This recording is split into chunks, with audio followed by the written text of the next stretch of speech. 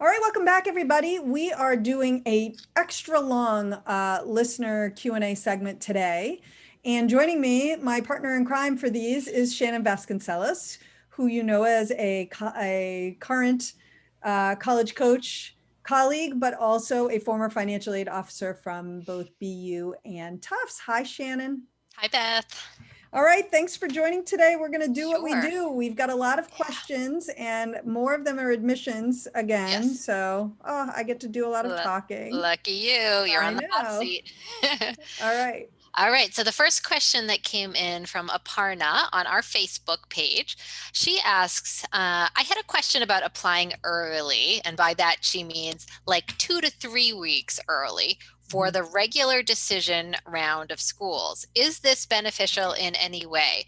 Does it show the schools that even though you did not apply early decision or early action, you are still super interested in the school? Is there any benefit to applying just a couple weeks early? So, in a word, nope.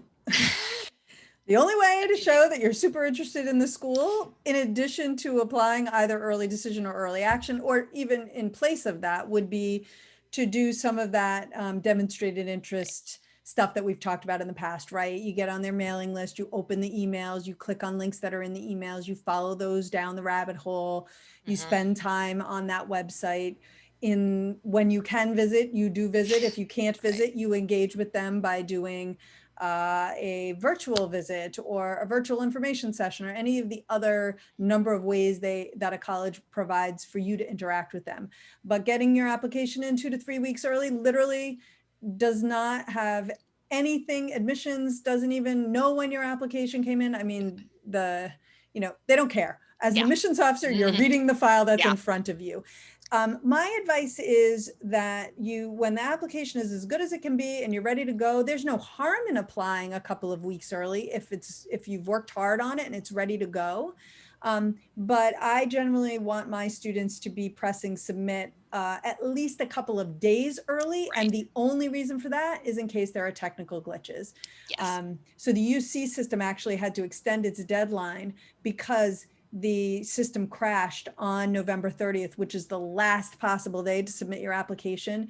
You don't want to be in that last possible day because they were lucky that the UCs were willing to extend the deadline.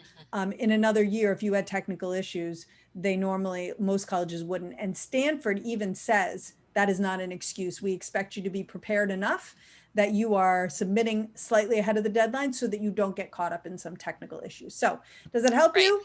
No, it does not. Other than peace of mind. Right. Exactly. Yeah. I remember there being some years in the past where there have been like big storms on application deadline days and worrying about power outages. You don't want that. Nope, No. exactly. Just get it done, couple Yeah. days early, be all Yeah. set. Yeah. All right, we have a whopping one finance question this week, Yay. Shannon. All right, and this one comes to Michael and actually comes to us through our LinkedIn page. So if you're not following us on LinkedIn, hey, if you're on LinkedIn, this would be a good thing. You can Yeah. ask us questions. All right, and the question is Northeastern and BU seem to have a policy where they will guarantee a financial aid award for 4 years, as opposed to other schools where you need to do the CSS profile every year. Are there other schools with similar policies? It is a big benefit to know what the package will be for 4 years. And thanks in advance if you can address this. So, what are your thoughts here? Yeah, so it is certainly an unusual policy. At most schools, you have to reapply for financial aid every year. The only school I know off the top of my head, there may be a few others out there, but the only one that springs to mind is Gonzaga. On the other coast from, Yes. not quite on the coast, but pretty much as far away from Northeastern and BU as you could get. But they also have a policy where they do guarantee an aid package for 4 years. That's the only other school that springs to mind. And I will say, yes, this certainly is a nice benefit, gives you peace of mind to know exactly what you're getting for in terms of financial aid for all 4 years. But I also want to say it may not be as huge a benefit as you might initially think if you are very worried about a financial aid package changing from year to year. They normally don't. Um, even if it's not guaranteed, I will say that most schools do try to keep financial aid very consistent from year to year. If it does change, there is always a reason for that. Schools, aren't really in the practice of like a bait and switch. Right. When I worked at BU, before they had this policy, this is fairly new for them. When I was there, you did have to reapply each year. I certainly took phone calls where parents thought that there was a bait and switch going on because financial aid did decrease in the second or the third year. There was always a reason for that, whether it be, one of the parents got a new job where they were making twice as much money. If your income Right. does increase significantly, you can expect at most schools aid to decrease.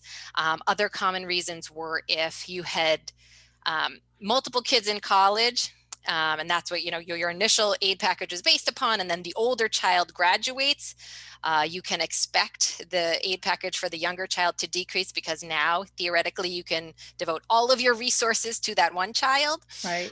The other very common reason was if the student did not make the grades. There's always a certain GPA requirement, credit load requirement to keep financial aid.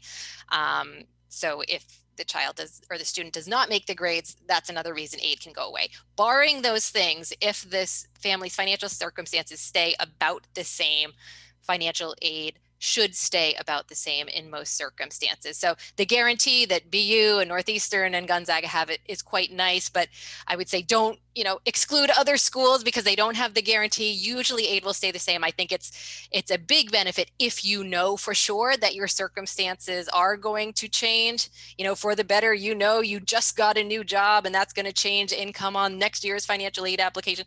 That's when it does tend to be a very nice benefit to have it locked in for the 4 years. Right, right. I do think this highlights something that I think is a big fear that exists out there. And a lot of people, a lot of whispers and rumors and half-truths about the idea that what colleges do is lure you in with one thing and then change it the second they have the chance to. But that has not at all been our experience. And if you think about it, you couldn't operate that way because would mean that a family who could afford it one year simply can't afford it the next if nothing on their end changes. Right. And colleges that is not what they're trying to do. They are trying to make it possible for students to enroll and stay enrolled. Yes. Even if it doesn't always feel like that, they are trying to. So exactly. All right. All right. So next question for you comes in from Natalie, and she said, my sophomore daughter is trying to decide courses for junior and senior year of high school. She was thinking pre-med track. She is not interested in applying to highly selective schools, but may apply to a couple of BSMD programs. The subject which gives her the most struggle is math. She is in honors geometry, honors chemistry, and honors physics. She can take honors pre-calc BC next year and AP Calc senior year, but she may want to instead take AP Computer Science, which they call a math class at her school, and AP Statistics instead. Even without honors pre-calc, she is on track to take AP Bio in 11th and AP Chemistry in 12th. Do you suggest she stick with the calculus track in light of her current future career goals, or would it be acceptable to take the 2 APs in stats and computer science instead? Okay, let's unpack a couple of things here. The first thing is the idea that at most schools, there isn't a pre-med track. There are some schools that offer a pre-med major, but pre-med, all that really means is that when you're in college, you have a larger goal of going on to medical school.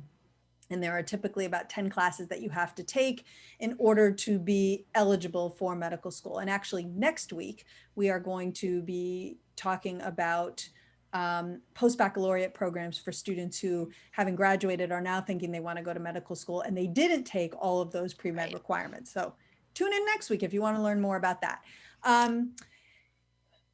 So that's one thing. She has a goal of being a doctor. She says that she's not interested in, she's not going to apply to highly selective institutions, but she's considering a couple of BSMD programs. Most BSMD programs are pretty selective. So while you may not be thinking about it, for some of these programs, it is as difficult as getting into an Ivy. Yeah. So that is something to keep in consideration. The other thing is that math and science are going to be key components of success in medical school. And so for that reason, if she wants to apply to some BSMD programs and be as competitive as she can be, she absolutely needs to stick with that math track, the honors pre-calc and the AP calc by the time she is a senior. Not having pre-calc at all, and not, I appreciate that the high school considers AP computer science a math. Not all colleges are going to consider that a Mhm. math. And certainly they consider the AP stats a math, but not, for better or worse, it's not considered to be as rigorous as the AP calculus class.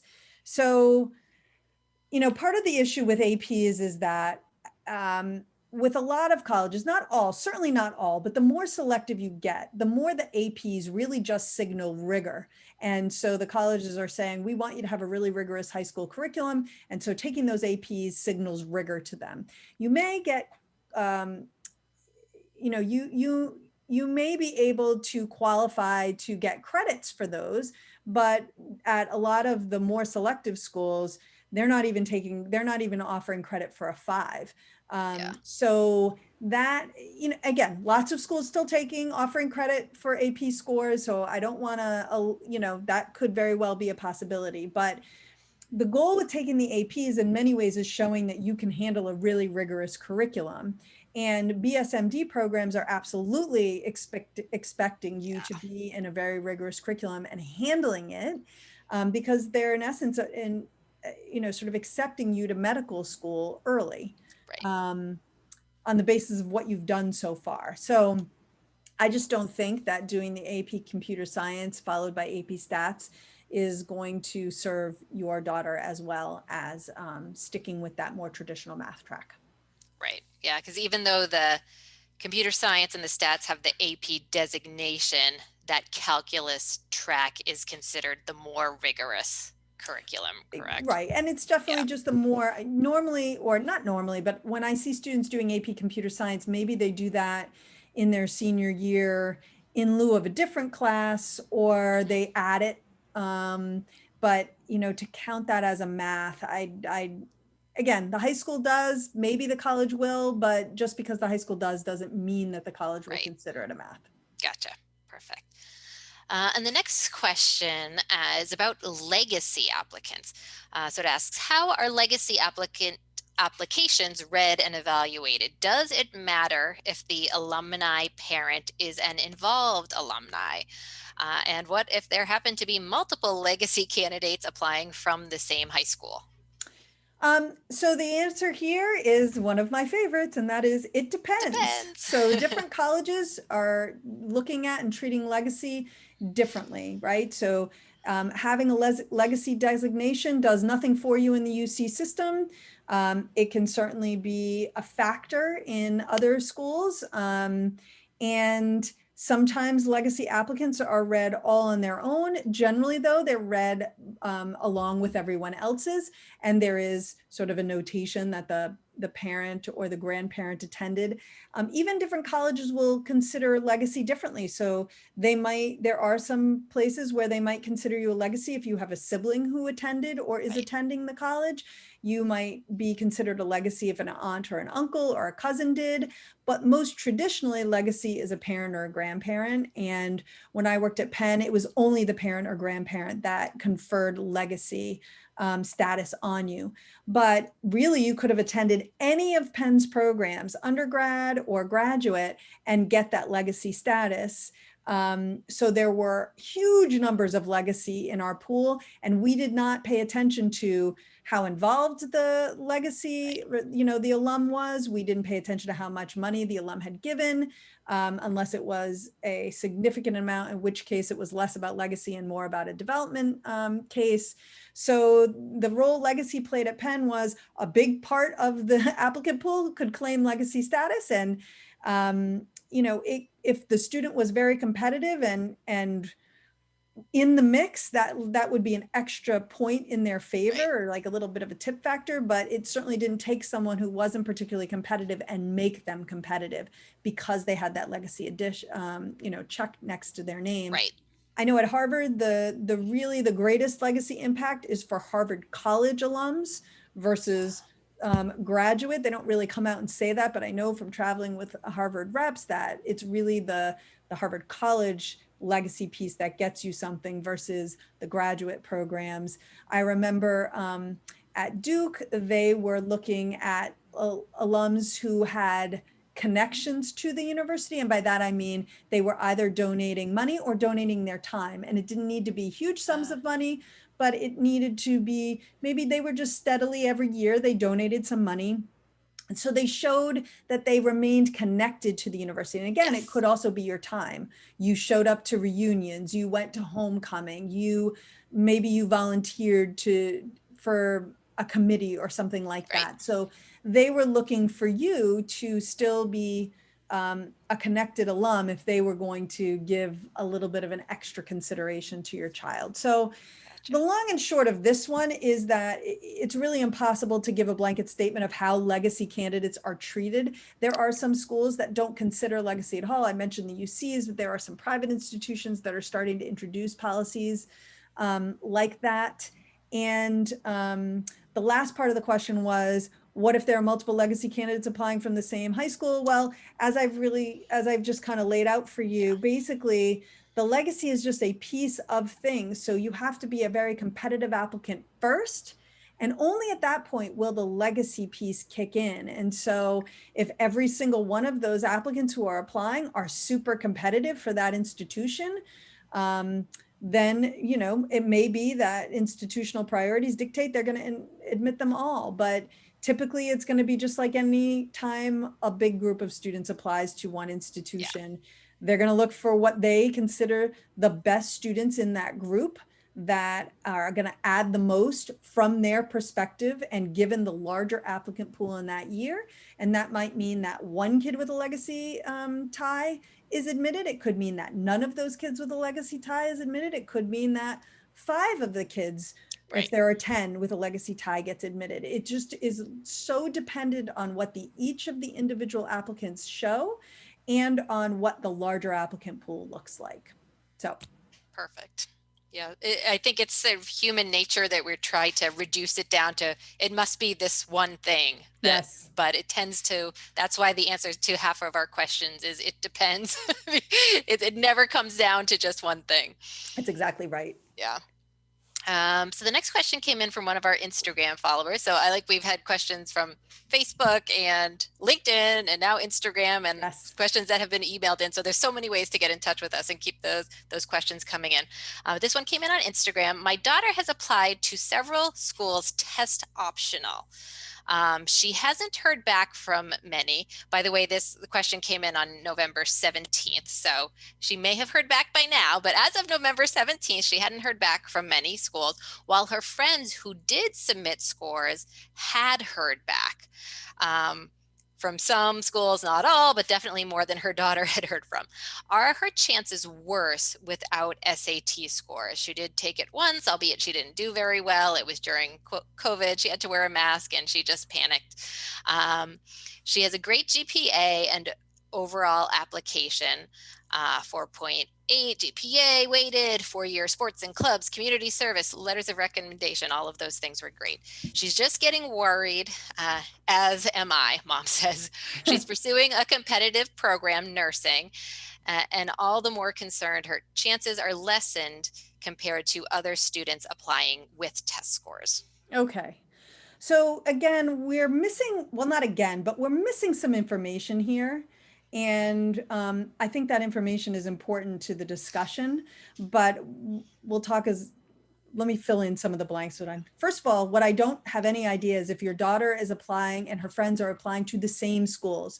So if let's say she and her friends each applied to 3 different schools, the same 3 schools, the friends who submitted test scores have heard back from those 3 schools. She has not heard back from that school. That's a different situation than her friend applied to 3 schools, another friend applied to 3 schools, she applied to 3 schools. each of the friends have heard back from 2 of the 3 schools they applied to. She's only heard back from 1, but none of these schools are the same, Same, right? right? So that is, that's a big thing. Then the other thing is that she has applied to a competitive program. And what I'm going to assume here is that her friends did not apply to nursing, so that she is maybe the only one of the friends who's applied to a specific nursing program.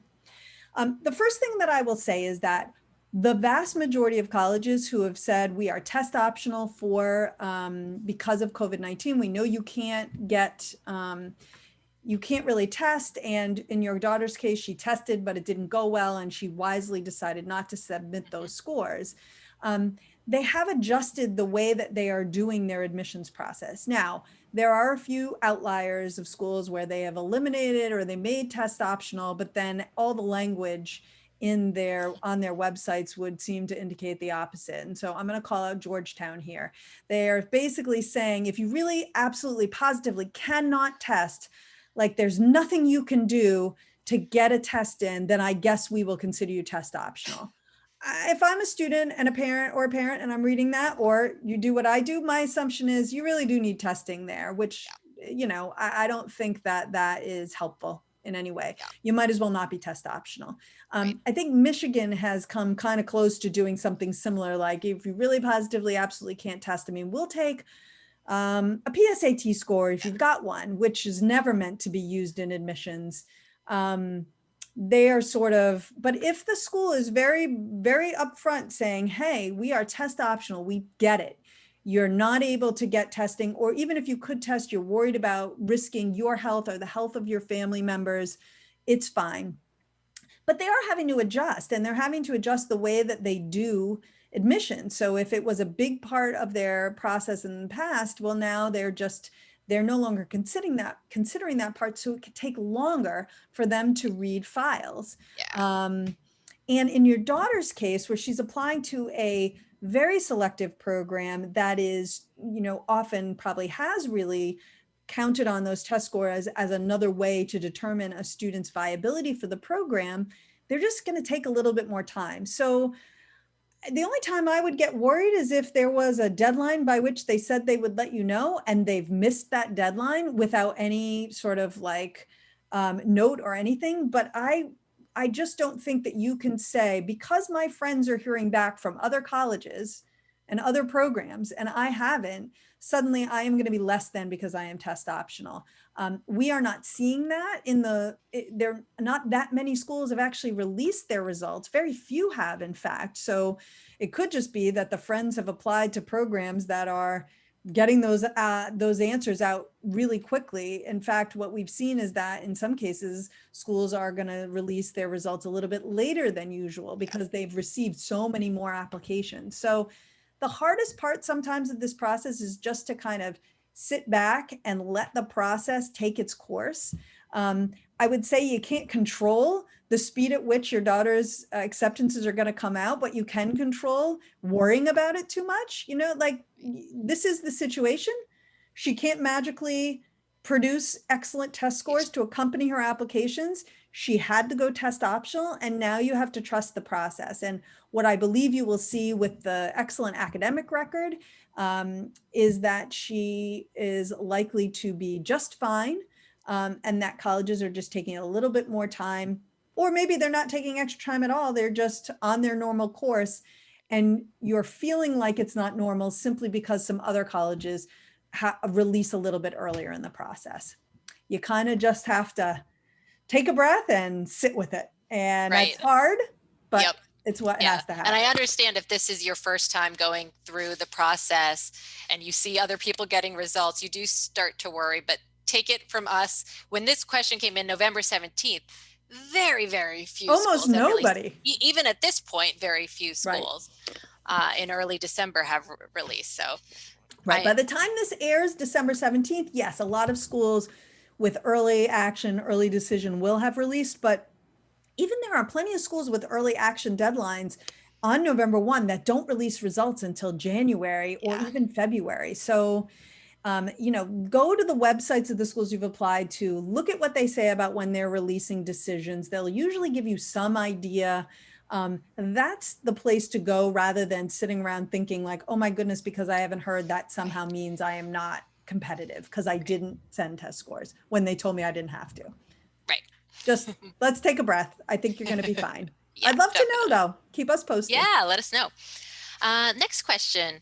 How important are high school counselor recommendations? In my son's school, there is not much contact between students and counselors, and given COVID, it has become even more limited. Would a neutral, generic recommendation from the counselor hurt? My son has great recommendations from his two teachers, as they have known him for 2 to 3 years now. And I have to imagine this is a very, very common situation. And what is Right. the guidance counselor to student ratio in this country is something like 500 to 1. So how would guidance counselors possibly get to know 500 students each that well? Right, right. Yeah. I think the key here is that when you are reading applications, you have context. So you know more about the high school. I don't think that, so all high schools put something together called a school profile. And if you're interested, you can generally find that on the school's website, usually in the guidance section. And if you don't find it, you could ask the guidance counselor what their profile looks like, and you will see what admissions officers see when they are reviewing your application. The more holistic the process, the more they're going to look even more deeply into that profile. But what they see, and the less holistic the process, often they're not really asking for a counselor recommendation, or if they are, they're really only turning to it if they have questions. So the answer is that the high school, the colleges understand if your son is at a high school where there are 250 students to every one counselor, or I remember, I bring this up relatively frequently because I just remember thinking, wow, I don't know, this seems so hard. There were 1,000 students in the senior class and 2 college, and they weren't even college counselors, they were guidance counselors for the entire senior class. So 500 to 1 ratio.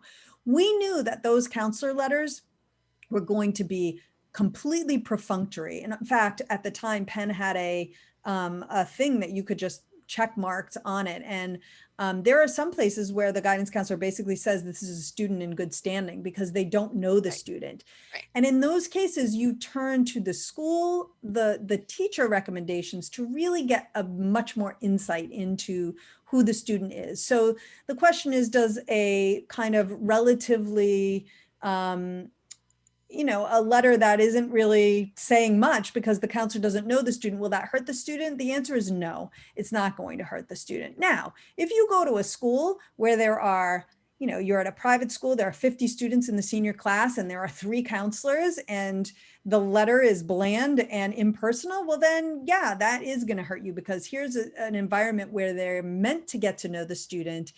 And often a bland letter indicates, I didn't really have anything good to say, so I'm not saying anything bad. I'm just, the student's fine, right? That's not good. But one thing that you can do for schools where maybe you don't know the counselor as well, what they often ask families to fill out is a brag sheet. And you absolutely want to fill that out. You want to provide examples. So if you want to share all the things you think are wonderful about your student with the guidance counselor or the school counselor, and if your student wants to share important things with the school counselor, it has to be specific. It can't just say, my son is a wonderful student. He studies really hard. These are not the kinds of, you just want to imagine what would you want the letter to say and the examples that you would want the counselor to include. Mm-hmm. And that's what you need to write in the brag sheet. So that's one way to get around it. All right, Shannon, believe it or not, we have reached the end of our time for questions. It was kind of fun to do without a break today. Of course, Yeah. maybe it was fun because I got to do all the talking. I don't know. We know I like to talk. I know you do You too. do. I appreciate you joining just to kind of engage in that conversation with me. No problem at all. And thanks to Jen for joining earlier today. Next week, I am back. We are going to be reviewing students' regular decision plans. So things to think about as that regular decision deadline looms. We're also going to be talking about if you're ready to get control of your money in 2021, well, a spending plan could be a good approach. So we're going to talk about that. And I mentioned earlier, we're going to be talking about post-baccalaureate programs for med school applicants. So that should be a good one in our med school series. And don't forget, if you have questions, you can send them to us, Instagram, Facebook, LinkedIn. You could email us at gettingin.voiceamerica@gmail.com. And we are here every Thursday at 4 p.m. Eastern and 1 p.m. Pacific.